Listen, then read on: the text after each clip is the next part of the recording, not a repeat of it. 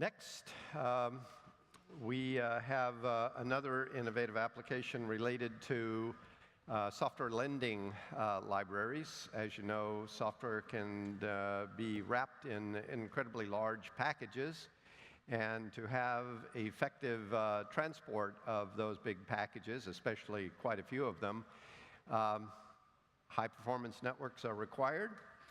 And next, we have another collaborative team that's been developing a capability for using high-speed networks to distribute software packages to make their use and distribution much easier than it is today.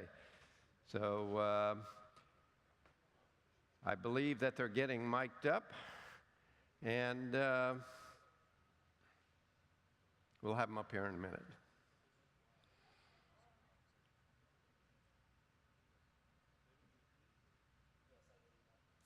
I'm here. Are you ready? Yes. All right, go for it.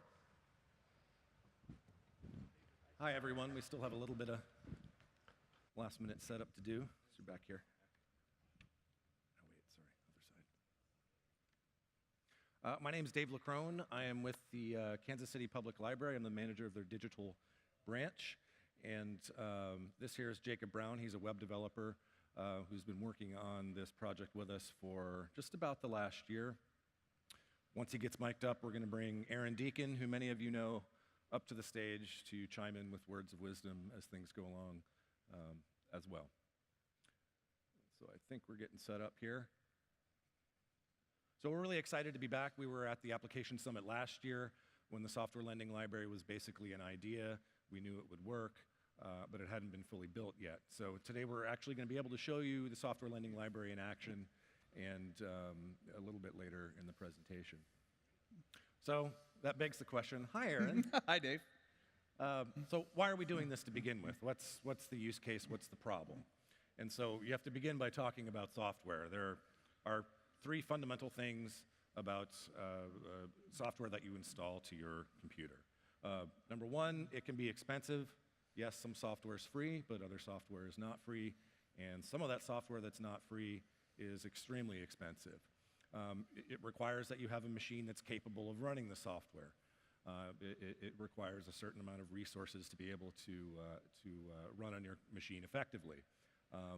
You have to install it, you have to configure it so it works the way that you want it. If it's software worth its salt, it will require occasional updates and upgrades to it, and all that requires a little bit of management. All three of those things are barriers for certain users.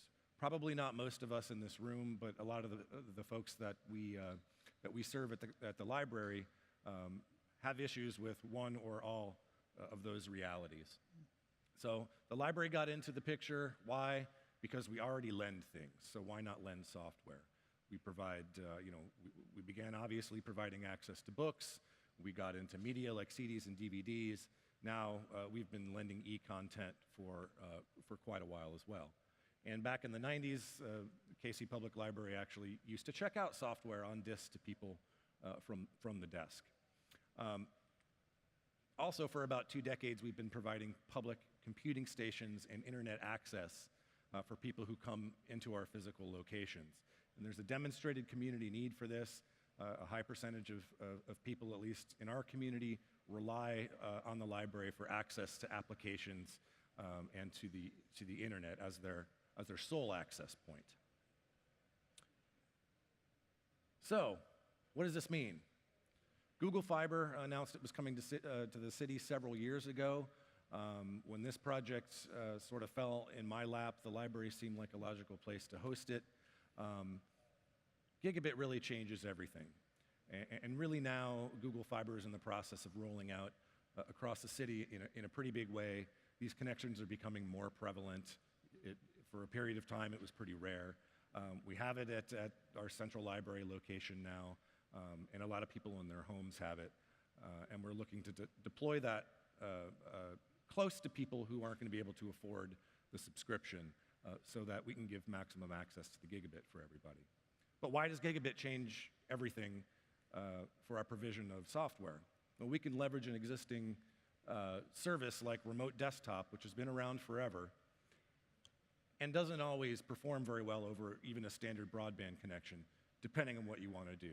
Maybe it would work fine for word processing, but maybe not processing video, processing audio files, or large image files in particular.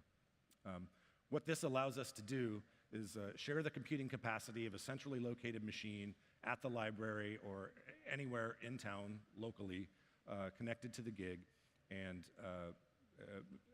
provide access via remote desktop to end users who are also connected to the gig with an experience that's pretty good. As a result, a lot of these users with thin clients or older machines will be able to leverage the power of that centrally located server rather than rely purely on the machine they have in front of them at home or at the community center. So the basics of how it works, this is a pretty straightforward project. There's a central machine. There are multiple users. This is kind of that locavore environment that Glenn talked about this morning. We get that server as close to them as possible, and we maximize the computing power over the gig. But it gets a little bit more complicated when you get into things like software licensing and adhering to at least the spirit of software licenses. And so what we've decided to do is provide a scheduling mechanism, which is primarily what Jacob has been involved in building, that allows a user to log in with library credentials. So anybody who has a library card and a PIN number to access our resources will also be able to access this. So they can go in, choose a time, create a reservation. That generates a link to an RDP file, which allows them to open up the remote desktop session and be able to access the server. So this way, we can continue to use the model of one license per user at a time. So at this point, I think we're going to have Jacob open up the web application. And this is it. This is a web application that creates the scheduled session. So Jacob's going to log in with my library card number and PIN. This is a list of all the reservations I've ever made in history. If this is the first time you've used it, that would be empty. But you can make a reservation right there. We can schedule a session for right this hour, and we can set limits on and adjust it based on what the usage is when this gets rolled out. So he's going to confirm the reservation.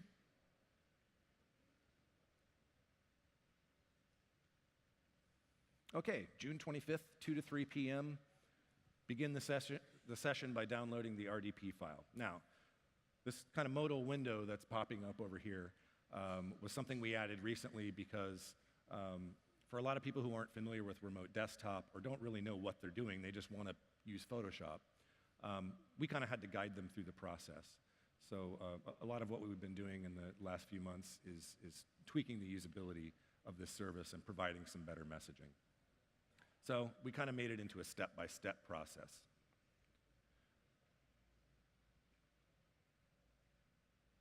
So we should have a file downloading now, Jacob.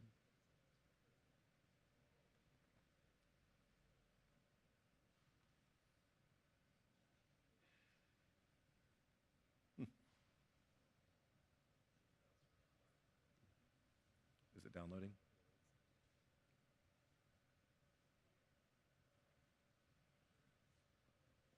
We'll get there.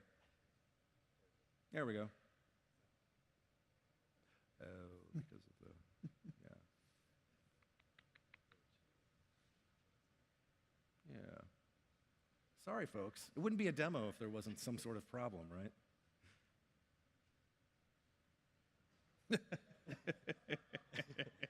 Oh, great. Yeah, you could look at it.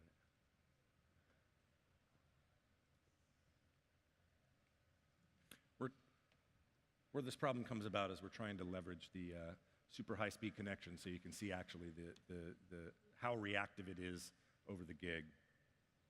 My computer doesn't like that because it's well,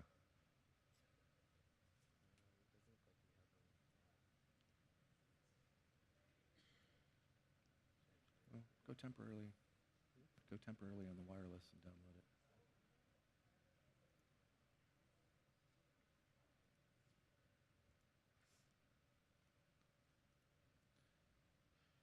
So while they're pulling this back up, I'll take a couple minutes to tell you the two questions. So for the past 2 days, I've been at the Fiber to the Home Council event in Fort Lauderdale, where they had an application summit and showing off Bob and some of the other people here for a different audience. And the two questions that I got pretty consistently was one, as Dave alluded to, have you worked at the licensing? And the answer is kind of. So from a licensing perspective, and I'll just address this because this is the question that I think that everyone's asking and you always get, it's not entirely clear. The model that we've built is really based on the spirit of the library lending model right now, where you can go into a single terminal, you can use software. Once you're done, you get off and somebody else goes to the terminal. And so we've set this up. The whole scheduling mechanism that they've demoed is really the same. When you read through the actual licensing agreements, they talk sort of about your server and if you can use it as a server or not. And as I think will resonate with everyone in this room, the language around servers really hasn't caught up with the network. So in the same way that any cable license or cable agreement that you sign, ISP agreement that you sign says that you can't serve anything out of your house, and yet everyone does if you're sharing any files or doing anything peer-to-peer online. So we're working on talking more to the software providers. And Dave's been kind of in charge of that. But in the meantime, we'd like to really roll this out and just see what the experience is and how people actually want to use it. I mean, software is going to the cloud anyway, in a lot of cases. But the opportunity to really start getting these software into people's hands is pretty exciting. So we invite anyone who wants to try. We can provide you with a library number and a PIN code. We want to start getting people using this. The code is on GitHub. We want to start other libraries kind of experimenting with this as well. So, so that's one of the questions. The other one is, how do you make money? Which I always thought was funny because it's a library.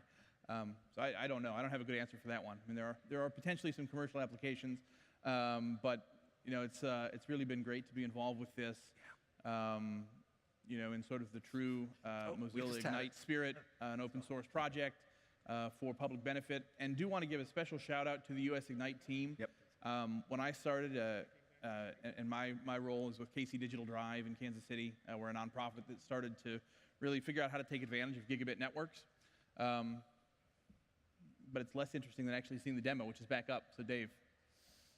Thank you for your patience. We didn't get to the point where Aaron had to break out the jokes, so which is good. So we have just a couple of simple tasks that we'll show you. Unfortunately, this is not going to be as fast as it would be if you were directly connected via a gig to the server. But you can see that you can get onto the server and you can do some things, and it's actually fairly responsive. And this is over the Juniper Wi-Fi. We weren't able to make it work with the wired connection. So even that is if you use things like sliders and see the response, even that's pretty good. And this is just leveraging the power of the internet connection. We found through doing this at Kansas City in a more controlled way with more direct access to a server like right in the same room, that things like Photoshop and Premiere and other applications, they operate basically just like it would if you had it locally installed on your machine. So you really kind of don't notice the difference. You'll notice somewhat of a difference here, but you kind of get the idea. If you apply a filter or something to a pretty large video file, you can see that take effect pretty much right away.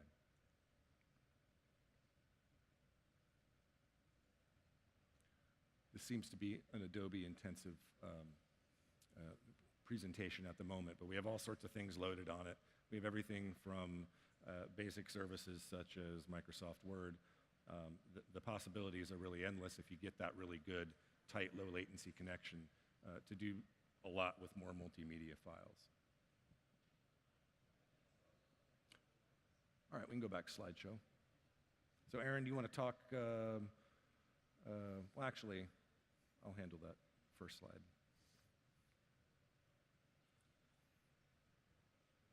Got it. My file structure revealed.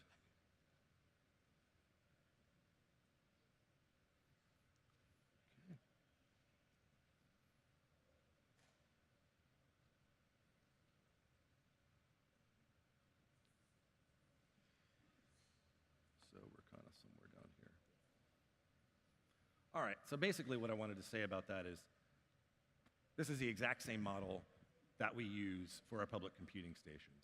So if somebody comes into our physical location, opens up Microsoft Word, uses it, they log off and leave, somebody else can walk in right after them, access that same computer, that same software license. We're just extending this outside of library walls, leveraging that high-speed internet connection to really bring software access to all. So now, potential target audience and users for this? Yes, we're excited. We've got our first pilot in the field right now in conjunction with the Mozilla GIGABIT Community Fund. There's a social servants organization called Reconciliation Services. They serve the very poor. It's kind of a walk-in environment. They've put in a computer lab because part of their mission is to help use digital services more generally to provide the kind of services that their clientele needs. And we're starting to use the software lending library in that environment to teach them how to use some of the software that the library has available. Help them sort of, even in some cases, get introduced to the library, get a library card, take advantage of cloud services and things like that. We really think it's a powerful tool to provide access to software to people who otherwise wouldn't have access. It extends the life of older computers. When we tried this in an early pilot on a pretty old machine over a very fast connection, you really couldn't tell the difference, and it actually performed better than had you downloaded the software natively on that machine. And we also see a lot of applications for entrepreneurs who, maybe need some of this software for very small windows and don't have it themselves and can't really afford to buy it. So we see some business creation opportunity. Certainly students, people who are interested in testing these products out and using them for the first time, people who are applying for jobs and need to build up the skills in the familiar programs, that aren't maybe your open source word processing program like a Libre, but who really need to know how to use Word. We get an opportunity to help them as well. All right. Well, I think our time is up. You can race through the final slides, but basically, and these are some of the outcomes that Aaron already just addressed. But if you have questions, feel free to approach any one of us, Jacob for technical issues, and Aaron and I for the other stuff. We'd be happy to talk with you more. So thanks again for your patience, and enjoy the rest of the summit.